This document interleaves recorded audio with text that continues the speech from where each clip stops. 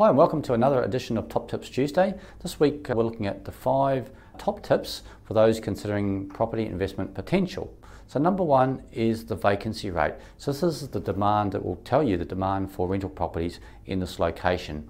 How do we do this? Very easy. Google CoreLogic or Real Estate Investor, etc., and the vacancy rate will come up.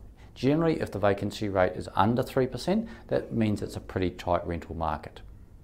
Number 2 is the population growth. It's supply and demand. So we're looking for areas where there's growing population. And again, you can do a lot of these data researches online and look at where the people are moving to. Where people are moving to, that will give you generally longer term capital growth. Number 3 is supply versus demand.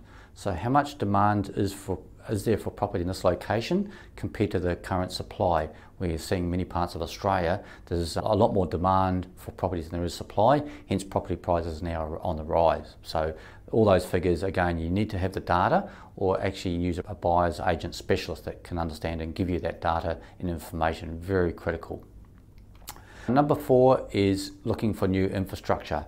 So if companies like Bunnings and McDonald's, Costco, Westfields are going in, they're very smart. They're buying up the land ahead of time, ahead of that growth.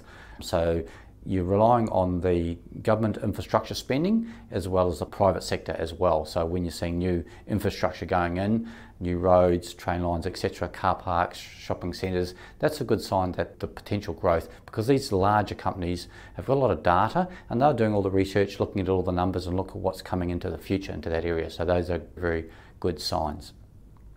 Number 5 is looking to buy an investment property within a transport corridor, because you want to attract the most amount of tenants or home buyers to your property when you come to sell it.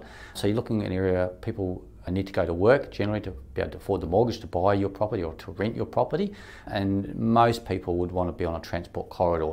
So it's very important to look at the numbers in terms of that. So I hope that 5 top tips has really helped you. It's the top tips that I use myself when I'm evaluating an investment property for myself or for my clients, and it's really essential that you get all those figures and information right. So I hope that's helped. Good luck with your property investment purchase, and welcome to reach out if you need help with any of those subjects. See you next Tuesday.